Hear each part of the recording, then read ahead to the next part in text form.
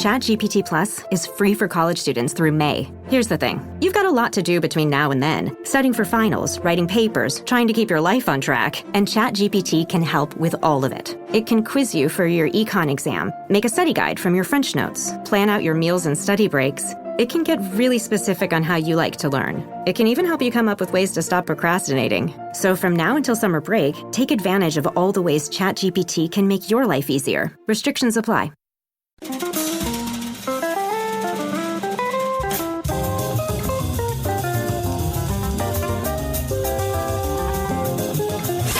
It's The Other Side of Midnight with Frank Morano.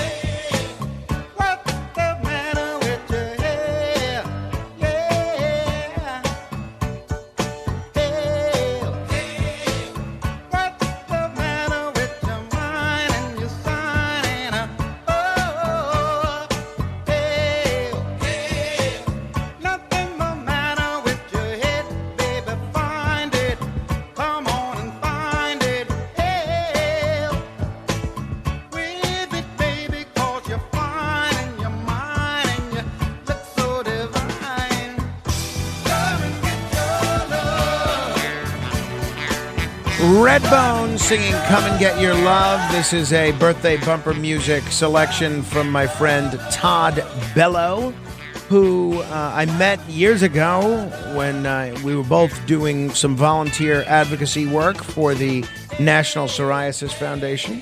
Happy birthday, Todd Bellow. Hey, obviously a lot of people are paying attention to what's going on in California, even more so than usual because of what's going on with these fires. Someone who's in California right now, although I think a fair distance away from these fires, is one of my favorite independent journalists and investigative reporters, someone who's been kind enough to come on this program pretty regularly, whose reporting is an absolute must-read, the one and only Lee Fang. Lee, it's great to talk with you again. Hey, Frank. Great to be here. Thanks for having me. Sure thing. Lee, you're not near these fires, right? No, I'm safe in San Francisco. You're a straight shooter. You know, depending on what article you've written or what appearance you do on this show, I can't tell if you're the most left-wing person in the world or the most right-wing person in the world. So I really give your analysis of a lot of different situations a great deal of credibility. One of the things that we're hearing from some commentators from the New York Post and others is that the breadth of this fire is due at least in part to mismanagement by government officials. They point to the Los Angeles mayor, the Los Angeles fire chief, and some even point to the governor. As best you can tell, even though you're not smelling the smoke where you are, as best you can tell, is that a fair criticism or is that just something that is being said by those trying to score political points? Look, I think there's, of course, people on Twitter and on X, on social media attempting to score political points. You see that with any kind of national controversy or any kind of political outrage. But what we do know is that the mayor, Karen Bass, decided to skip town. She was at least not there in the most critical moment in all of Los Angeles history. This is now eclipsing the LA riots and other crises, the Watts riots and other crises the city has had in the past in terms of the potential death toll and the property destruction and the really unfolding crisis. And, it would be one thing if there was no prediction of this extreme weather event and this fire. But over 1 week ago, there were meteorologists with the National Weather Service in Los Angeles and in Oxnard in Southern California, going as far back as December 30th, who are predicting that on January 7th, on Tuesday, there would be extreme winds. And you couple that with a very dry spell for Los Angeles and the Southern California region. They've had, I think, less than a centimeter of rain or something at LAX over the last few months, really completely dry there. You couple these Santa Ana winds with those dry conditions, they were expecting an extreme fire event in Los Angeles on Tuesday, which is exactly what happened. That prediction was over a week ago, almost 5 days before Karen Bass decided to leave to her trip to Africa to attend what looks like a very non-essential trip. This was a diplomatic delegation. Several Americans went to go attend the inauguration of the Ghanaian president, John Dramani Mahama. I don't think anyone would argue that this took precedent over overseeing her own city at this moment of potential crisis. And she left for this trip last Saturday. The warnings kept ratcheting up. There were a number of meteorologists with the U.S. Forest Service, other warnings from the National Weather Service that were giving briefings and more warnings last Wednesday, Thursday, Friday, Saturday morning as she was leaving. And then even while she was in Africa still, the governor, Gavin Newsom, was mobilizing CAL FIRE, that's kind of the state firefighting wildfire state agency, to mobilize resources in the areas where I live in Northern California to bring it down to Southern California, expecting this crisis to happen. That's how well known, that's how well predicted this crisis was, and she still decided to leave to Africa. Now, I think there are still so many other unanswered questions about fire preparation, brush clearing. We've got a weird kind of property tax situation where a lot of fire departments are underfunded. There's questions about where the reservoir is ready. There's still a lot of questions that are still being answered, and I don't have the answers to those. I think there's going to be a big period for asking those questions and answering them in the coming weeks and months. But the one area of dereliction of duty that I think we can all agree on is that we had very serious predictions of this crisis, and the mayor still decided to skip town. So when people say that, okay, she left town before the fires started, she had no way to know that these fires were going to start when they did, you're saying is that there was ample predictions that the fires were going to start exactly when they did. Exactly when they did. I'm going to actually post a quick little item about this on my Substack. But yeah, Jonathan O'Brien, meteorologist with the U.S. Forest Service, his models predicted a fire in L.A. based on the winds, based on the dry conditions starting on Tuesday. He made this prediction on January 2nd, and then again on December 30th last week. Folks from the National Weather Service, they have two offices in Southern California, also predicted the fire starting on Tuesday. There were many credible government, state, federal agencies that monitor this type of thing. They were warning the city. They were warning the public. The Los Angeles Times was finally reporting this on Monday. She could have really returned immediately on Monday, even when the LA Times started reporting this. And again, she didn't arrive until earlier this afternoon on Wednesday. And of course, she's been peppered with questions. It's a big political crisis for her and her career. Yeah, I would say so. All right, moving on to other stories that you've been covering. You have been all over this H1B visa issue. This is an issue that has sort of split MAGA world. You have Elon Musk and Vivek Ramaswamy and apparently Donald Trump siding with them, saying that we need to continue what we're doing with H1B visas because there's simply not enough American workers to fill the skilled worker roles that are needed by these foreign workers. Then, in what can only be described as strange bedfellows, you have Bernie Sanders and Steve Bannon essentially saying the same thing, that these H-1B visas are not being used to import workers, that there's no American that could fill the job. They're being used to displace American workers. What does your reporting show in terms of the H-1B visa situation as it stands now? Well, this is a program that was created in 1990, codified then, to really fill the skills gap. They basically Congress argued that we need skilled engineers, we need geniuses, we need folks in the sciences and math who can work highly technical jobs in our kind of high-skilled industries. We need a special visa for that. And there are very talented folks who do come over with the H1B visa, but there's also widespread abuses and exploitation of this program. And it's something that's been identified by the old Trump. When Trump campaigned for president in 2016, he talked a lot about this problem. He promised to end the H-1B visa program.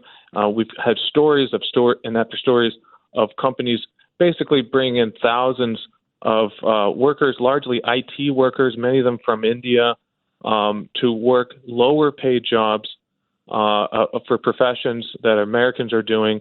We're seeing scandal after scandal over the last 25 years of companies that lay off American workers. And then in order to receive your severance money, you've got to train your H-1B replacement who's coming in and working at a lower wage. Now, this is not a free market solution because, these workers, not only are they, in many cases, paid lower wages than American workers, they are essentially indentured servants. They can't shop around and bargain for better wages and working conditions. Their visa is controlled by their employer. So if they're complaining about their working conditions, they can be sent back. Their visa can be canceled. So they're kind of indebted to the folks who bring them over. I don't blame anyone who wants to come to America and make an American wage, but this hasn't been a great deal for the American worker, and it hasn't been good for the IT industry in general. We've seen wages depressed in that industry because of this particular program. Your snacking routine can get a little dull. Time for an Oikos remix. Like a crunchy storm of sea salt praline pretzels, dark chocolate, and butter toffee, showering down into a smooth, creamy yogurt. Enjoy 3 Oikos Remix varieties with epic mix-ins and 11 grams of complete protein per 4.5-ounce serving. See RemixYogurt.com. This podcast is supported by Progressive, a leader in RV insurance. RVs are for sharing adventures with family, friends, and even your pets. So if you bring your cats and dogs along for the ride, you'll want Progressive RV insurance. They protect your cats and dogs like family by offering up to $1,000 in optional coverage for vet bills in case of an RV accident, making it a great companion for the responsible pet owner who loves to travel. See Progressive's other benefits and more when you quote RV insurance at Progressive.com today. Progressive Casualty Insurance Company and Affiliates. Pet injury is an additional coverage and subject to policy terms. Mic check. 1, 2. Are we recording? Hi, I'm Michelle Bernstein, an award-winning chef, restaurateur, and mom. I have a lot on my plate, including my psoriatic arthritis symptoms. That's why I was prescribed Cosentyx. It helps me move better. Cosentyx secukinumab is prescribed for people 2 years of age and older with active psoriatic arthritis. Don't use if you're allergic to Cosentyx. Before starting, get checked for tuberculosis. An increased risk of infections and lowered ability to fight them may occur, like tuberculosis or other serious bacterial, fungal, or viral infections. Some were fatal. Tell your doctor if you have an infection or symptoms like fevers, sweats, chills, muscle aches, or cough, had a vaccine or plan to, or if inflammatory bowel disease symptoms develop or worsen. Serious allergic reactions and severe eczema-like skin reactions may occur. Learn more at 1-844-COSENTYX or Cosentyx.com. Ask your rheumatologist about Cosentyx. So what's it all about? Why do you have very smart people, including people like Trump, whose base is generally not considered in favor of immigration, pushing this issue? Look, that's a good question. I think it kind of points to the inherent class contradictions in the Trump coalition. The Trump coalition does not have uniform ideological consistency. A lot of it's kind of strange bedfellows of folks who are upset with leftism or liberalism. They're upset with the various policies of the Biden administration. They're upset with wokeness, however you want to define that, whether that's, affirmative action or DEI or abolish the police. They're upset with inflation. They're kind of upset with the recent status quo. But that doesn't mean that they all share the same policy preferences. A lot of the grassroots supporters of Donald Trump, a lot of the middle-class folks, a lot of the folks who are concerned about this America First agenda, they might be gravitating more towards this hesitancy or skepticism around H-1B visas. Now, some of these more Silicon Valley tech entrepreneur, billionaire, multimillionaire folks like Elon Musk, they're certainly in the Trump fold as well. They're leading the administration, but they simply have a different policy preference, especially when it comes to issues like tax and labor. Tesla, for example, has laid off thousands of workers. In 2023, they were one of the many tech firms that engaged in very widespread layoffs. At the same time, they were applying for thousands of new H1B visas, and I think that kind of puts the onus on the proponents of H1B visas to defend that, because they say, no, look, we're just filling gaps in the American market. We're bringing skills that we don't have. But if companies are laying off American workers at the same time that they're seeking more H1Bs, it seems like there's a little bit of inconsistency there. And for companies like Tesla or Google or Amazon, they have a loyalty not to either political party. They have a loyalty to their investors. They have a fiduciary duty to make the most amount of money humanly possible. And for any of these companies, their biggest costs are their labor costs. So the easiest way to bring down labor costs are policies such as these. Yeah, so you're saying it's not necessarily the best deal for the American worker that's being laid off, not necessarily the best deal for the foreign worker that has to be an indentured servant, but it certainly is good for the company that gets to save a lot of money. That's right. Yeah. All right. We're talking with Lee Fang. If you're interested in reading his commentary or his reporting on any of the stories we're talking about, you could check out his website, leefang.com, spelled like Fang, Fang.com. You can also subscribe to his Substack. There's a free version. And if you want to get all the really good stuff, there's a little bit of a subscription version as well, which you could check out. We have been hearing a great deal about Panama, Canada, and, of course, Greenland. Here was President Trump this week saying we need Greenland. Well, we need Greenland for national security purposes. I've been told that for a long time, long before I even ran. I mean, people have been talking about it for a long time. You have approximately 45,000 people there. People really don't even know if Denmark has any legal right to it. But if they do, they should give it up because we need it for national security. That's for the free world. I'm talking about protecting the free world. So what about it, Lee? Is this going to be the next step in America's manifest destiny? Well, Frank, I'm stumped by this. This poses some interesting questions. I wonder, I've been looking for it, and I've seen a little bit of Danish reporting around this. I'm learning a lot about it just over the last week. One interesting fact that your listeners might want to know is that the Danish government heavily subsidizes Greenland. That's part of Greenland. They have 2 members of parliament, their version of Congress, and the Danish central government sends over the equivalent of $500 million a year to provide pretty lavish education and healthcare and infrastructure subsidies to maintain a pretty high quality of living for that very tiny population in Greenland. Now, if this is serious, and look, I'm going to step back and say, I don't know if this is a serious proposal. Let's just take it as it is. Let's say it is. And we're negotiating to peacefully transfer Greenland into a U.S. territory. How do you make that value proposition to the people who live there? Are we going to provide Danish-level free healthcare, free education? They have a variety of social safety net programs that are much more generous than what most Americans receive. And what's the deal going to be? Are we going to be subsidizing the Greenland population with an extra $1 billion? And then for the American citizen that does not receive those types of benefits, I mean, we're going to have to fly to Greenland to receive healthcare, free surgery. Exactly. Healthcare. I don't know. And I would love to see the kind of more enumerated, detailed national security case. Is it truly for the position in the Arctic? Is it for the rare earth minerals that are supposedly below the glacier there? I'm not sure. This seems like something that is a rally around the flag effect to kind of get people riled up. I can't tell if it's that or it's something that's more of just a distraction tactic or something serious. I'm not sure. One of the proposals in this basket of proposals that I do think is probably less serious because of the tone that President Trump has used when discussing it and the memes that accompany it on Twitter is the proposal to make Canada the 51st state. What I'm not even sure I get the joke necessarily, Lee. What is this about? The continuing push to have Canada, even jokingly, join the United States. What do we gain from this? What do they gain from it?